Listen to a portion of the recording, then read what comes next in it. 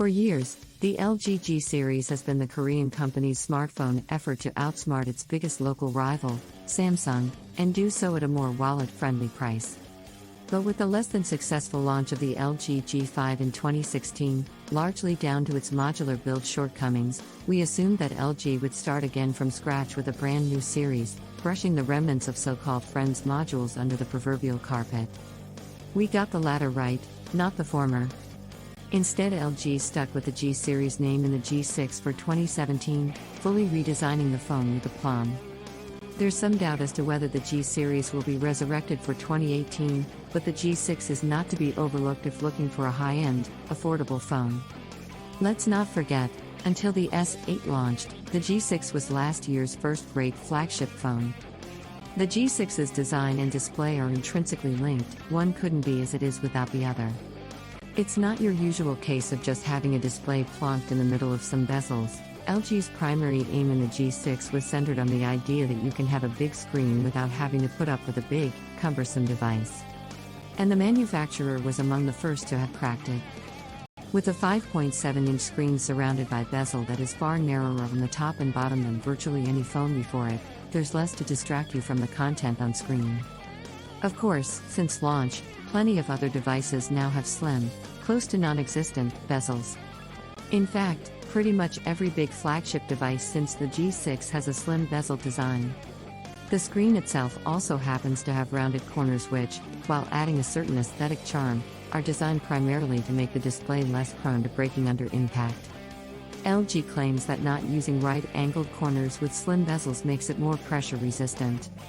Adding to that strength, the phone body is also IP68 certified against water and dust.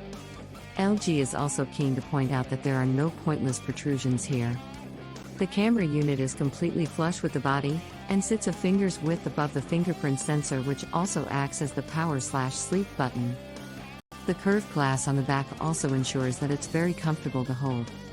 However, the entire phone is glossy both front and the back, meaning it's a bit of a fingerprint magnet. Indeed, its ability to attract greasy finger smudges is remarkable. But in the right light, without having been held and with reflections shining off all the curves, it looks gorgeous.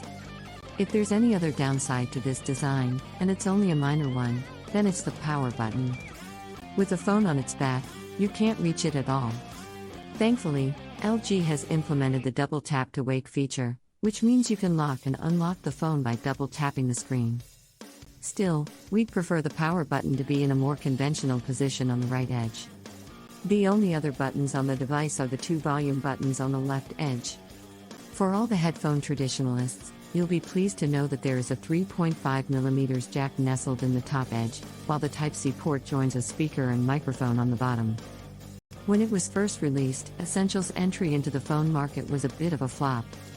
Reviews for the PH1 weren't profoundly negative, but the phone's almost $700 price was humorously high considering its features and problems at the time. A bit over a year later, many of its early issues have been fixed or improved. The phone is one of just a handful to be updated to Android 9 Pie, and it's dropped down as cheap as $250 for Amazon Prime Day, though it's closer to $330 now. There's a lot to like about the Essential phone, especially when it comes to its physical design and software. While the IP54 rating doesn't protect against accidental dips, the titanium and ceramic body exudes a character of quality very few phones can rival.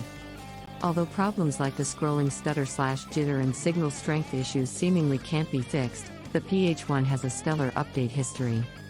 A drastic reduction in price can change deal breakers like that into compromises for many.